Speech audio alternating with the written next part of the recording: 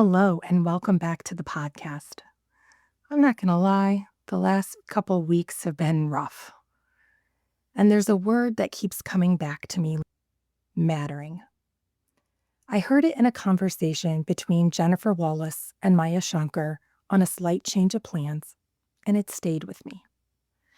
Because it gave language to something I think so many of us feel, especially in seasons of transition. That quiet question underneath everything: do I matter? Does what I'm doing actually matter to anyone? And what's interesting is this isn't just a passing thought. Social scientists have been studying it for decades. They define mattering as the sense that you are noticed, you are valued, you are needed. Not just that you belong somewhere, but that you make a difference there. You are important. And that distinction is really meaningful because you can belong in a room, have a seat at the table, you can have the job, the title, the family, the roles, and still quietly feel like you don't matter. Jenny Wallace talks about how mattering becomes especially critical during times of change, when roles shift, when identities evolve, when the structures that used to define us fall away. And research supports that too. In developmental psychology, we see that during transitions, our sense of identity becomes less stable. So we start searching for new ways to feel significant, new ways to know that we matter. I am in the messy middle of this right now. Because in my old life, my corporate life, success was very clear. There was a to-do list, deadlines, expectations, KPIs. In fact, I had a 3-year enterprise analytics roadmap. I always knew where I stood. I could measure my value.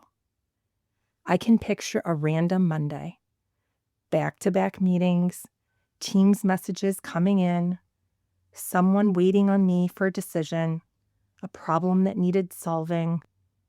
It was stressful, but it was full. And at the end of the day, I could point to something and say, that mattered.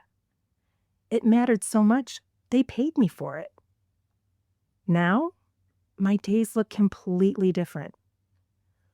I wake up and I am excited to create, but I have so many things I could do.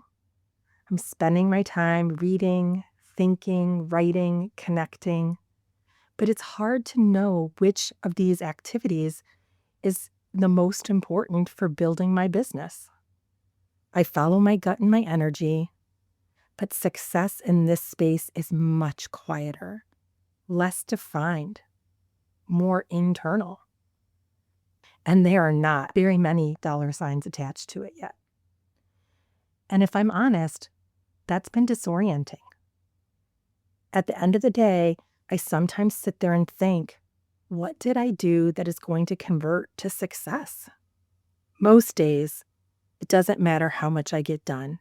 It doesn't feel like enough. I end the day thinking, I should have done more. I'm behind. And behind is such an interesting word. Because behind compared to what? I feel this pull in me to rush ahead, to get to some future point where I know either this is going to work or I need to go get a real job. Because sometimes this still feels like play. And I'm starting to try to reframe this a bit differently. It feels like play not because it isn't real, but because no one is measuring it for me. There's no external structure saying, you did enough today. You're on track. You're succeeding. And without that, my mind fills the gap with some pretty negative thoughts. I should be doing more. This isn't enough. You're not doing the right things. It makes me feel like I don't even know which way is north. But here's what I'm starting to understand. It might be that I'm using the wrong metrics. because mattering isn't measured in output. It's measured in impact. And I feel this most on Mondays. That's when I release the podcast. And I check the numbers. And when they're low, and they're always low, there's a voice inside me that says, does this even matter? And last week, that voice got loud. I was a little down on Monday during the day. I had a little mini tantrum Monday and Tuesday evening. And then I had a full-on meltdown on Wednesday evening. And I want to go slow on this part because it's real. My thoughts were all over the place. This isn't working. Who do I think I am? What am I doing? I need a better plan. I need to figure this out. And underneath all of that was something quieter, something harder to admit. Maybe this doesn't matter. It was a reckoning. That's what this was for me, because I moved into this next chapter of my life quickly. And I realized I had done something that I tend to do. I intellectualized the transition. I intellectualized the loss. I told myself a good story. I moved forward quickly. But I didn't actually feel it, the loss, the fear, the hit to my identity. I tried to protect my ego and my sense of self-worth. And that is never effective. It just delays the emotional work. As much as I tried to push down the fear and doubt, you can only outrun it for so long. And that's what this was this week. It was my reckoning with it. I am giving myself grace for the delay. There was a lot happening. Bell's palsy, the holidays, severance, figuring out what was next, and jumping in head first, because that's who I am. But I replaced doing the emotional work with action because that felt more powerful. And in that moment, I was trying to claw back some sense of power. Now, 4 months later, it's catching up to me. The best way I can describe it is this. It feels like a death after a long illness. At first, there's relief. The suffering is over. The pressure is gone. And you can finally breathe. And there's so much to do that you just keep moving. And let's face it, you're in shock. But then that fades and space opens up to remember what you loved, what you miss. You start to see the whole, the frayed edges, the parts of your life that don't quite fit together anymore. And you realize you have to weave it back together. My job was intense, but I loved parts of it. I loved solving hard problems.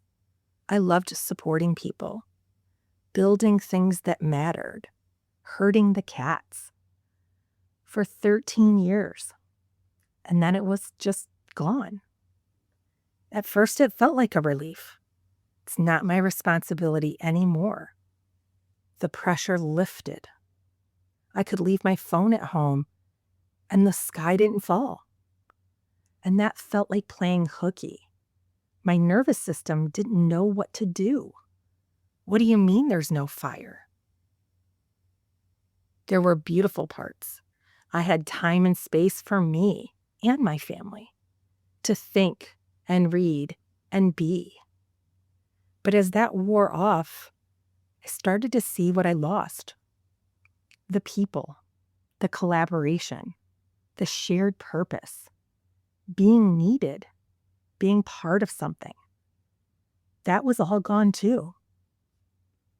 And that's when it clicked. This isn't just about work. It's about mattering. I didn't just lose a job. I lost built-in mattering. And without mattering, you feel invisible, replaceable, like a burden, even if nothing looks wrong from the outside. And I can feel that edge right now. As much as I complained about work, it felt good to be needed. So now I have to build that intentionally because this entrepreneurial path doesn't create it for you. And if you don't replace it, you feel it. But then I realized there was a whole additional layer to the dynamic at play for me. It took me 2 weeks and 6 drafts of this podcast to get to the bottom of it. And it's a little uncomfortable to admit. I'm realizing that some of what I've been doing hasn't just been about wanting to show up. It's been about wanting to matter. And those are not the same thing. When I'm coming from wanting to matter, there's a subtle attachment. I share something and then I check. Did anyone respond? Did it land? Did it make a difference? There's a quiet grasping energy underneath it. Like, see me, validate me, tell me this is working. And I don't love admitting that because it feels a little performative, a little pick me, a little desperate if I'm being really honest. But I also think it's human because when you lose the places where your mattering used to be obvious, you go seeking it, chasing it. And I think that's what I've been doing, trying to recreate that feeling externally instead of building it internally. Because there is a different way to show up, and I'm starting to understand it. Showing up from I want to matter feels tight. It feels attached to the outcome. It needs a response. Showing up from I want to express something true or I want to connect, that feels different. It's steadier. It's offered, not performed. And here's the hard part. I don't think you can fake that shift. I think the real work is learning how to show up even when you don't get proof that it mattered. Not right away, maybe never. And trusting that it still does matter. Maybe this season isn't about figuring out how to make this take off. Maybe it's about learning how to feel like I matter without immediate evidence. So now I'm asking myself a different question. Not, is this working? Not even, does this matter? But can I show up today without needing this to prove anything about me? And that feels like the real work. And I can't show up in isolation. That requires community. Because when things get hard, we want to pull back. We want to hide. But that's actually when we need to open up. That's where invitation comes in. Inviting people into our inner lives. Not everything, but something real. Because nothing sticks to shiny surfaces. It needs a little grit. I joke I'm semi-gloss. Not high gloss, but not matte either. And maybe I need a little more matte in my life. A little more willingness to be seen. I'm also learning this. Showing up is built in small moments. A conversation, a text, a voice memo, a moment of presence. And I have been searching for evidence that what I did mattered. But you shouldn't expect it, and you certainly can't demand it. The reality is that just because I show up and offer something, it doesn't mean it will always land. I can take a meal over to someone, but if they are so grief-stricken that they can't even eat, they may just throw it away. I can call someone to cheer them up, but if they prefer text messages, that phone call can feel like a burden or a chore. I don't get to decide if it matters. And if it doesn't matter, it isn't about me. All I can control is the showing up. I can and should notice if what I did mattered. I can use that. It's data. It will help guide me in where I put my energy and how I show up in the future. But it doesn't change my worth.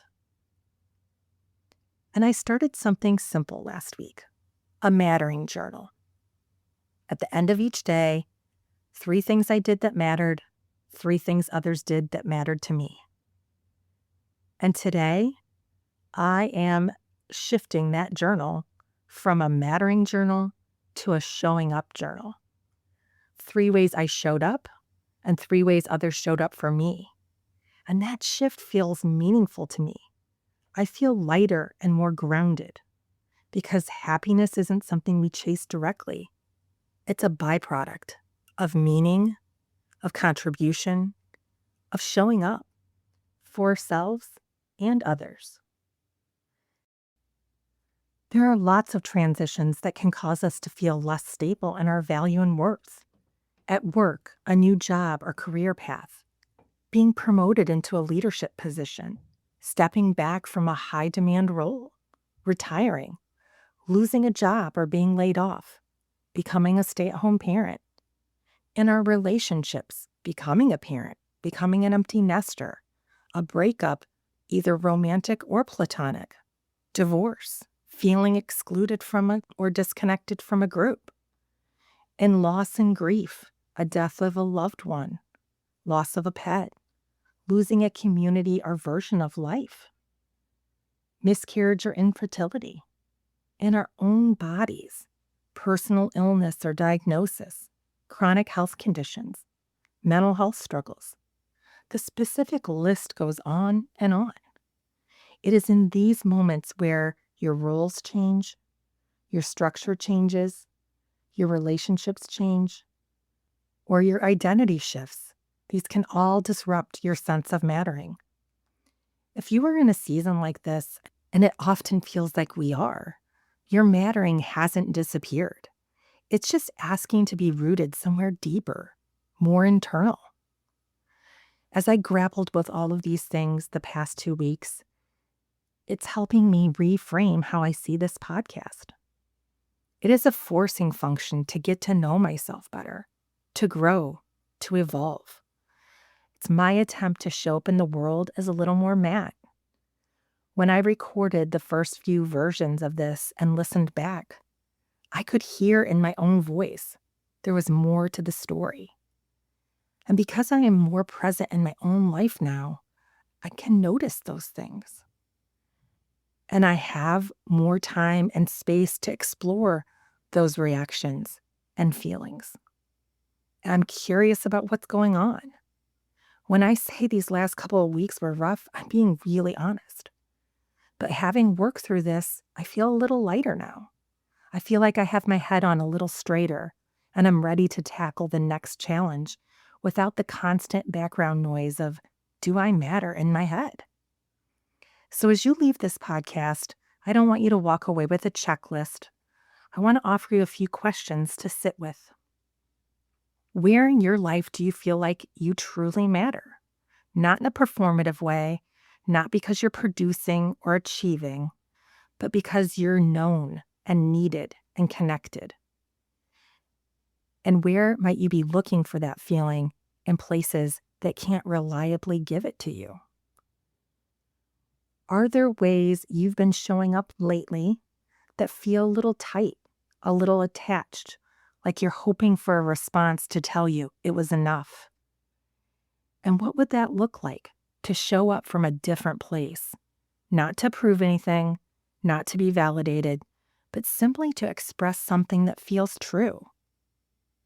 Maybe that looks like reaching out to one person. Maybe it's saying something you've been holding back. Maybe it's letting yourself be seen just a little more than you normally would. Or maybe it's quieter than that. Maybe it's just noticing the small ways you already matter when you show up as your authentic self. The conversations, the presence, the care you offer without even thinking about it. Because your mattering isn't something you have to earn. It's something you start to notice and nurture and build more intentionally over time. So as you move through your day or your week, see if you can come back to this question. Did I matter today? Not perfectly, not in some big visible way, but in the small human moments that actually make up life. And maybe even more simply, did I show up in a way that felt true to me? That's where the shift starts, And that's where it grows. And that's what I'm learning right alongside you. Thank you so much for listening. See you next time.